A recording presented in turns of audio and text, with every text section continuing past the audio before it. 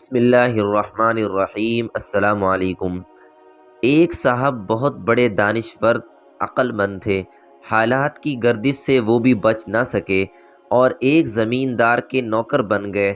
زمیندار سخت جاہل اور اللہ تعالیٰ کی یاد سے غافل تھا۔ وہ ہمیشہ گناہ کرتا تھا مگر خود کو اللہ تعالیٰ کی رحمت کا امیدوار ٹھہراتا تھا۔ دانشور چوروں کے خود بڑے پارسا اور متقی تھے، اس لیے ان کا دل یہ سب کچھ دیکھ کر کڑھتا تھا۔ وہ چاہتے تھے کہ اس زمیندار کو نصیحت کریں، مگر وہ یہ بھی جانتے تھے کہ زمیندار کے مردہ دل پر ان کی زبانی نصیحت کا کوئی اثر نہ ہوگا۔ اس لیے وہ کسی ایسے موقع کی تلاش میں رہنے لگے جب اس زمیندار کو عملی طور پر سمجھایا جا سکے۔ ایک دن موسم کافی خوشگوار تھا اور گیہوں بونے کا وقت قریب آ گیا تھا۔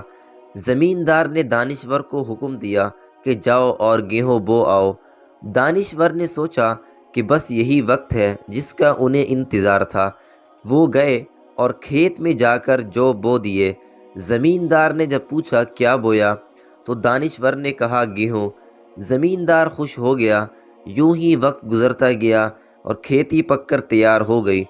ایک روز زمیندار نے سوچا کہ آج چل کر کھیتی دیکھنا چاہیے۔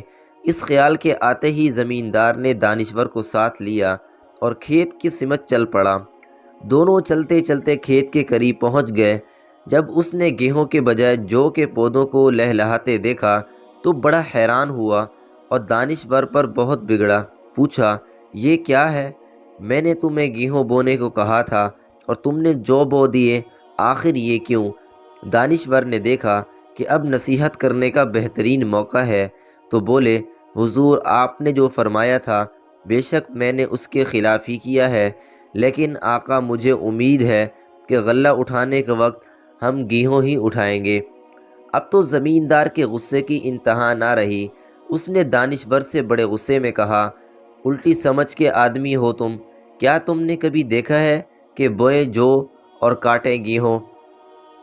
دانشور نے اس کے غصے کا ذرا بھی اثر نہ لیا اور بولے جناب بے شک میں نے یہ تو کہیں نہیں دیکھا کہ بوئے تو جو اور کاٹے گیہوں، مگر جناب یہ بات میں نے آپ ہی کے طور طریقے سے سیکھی تھی۔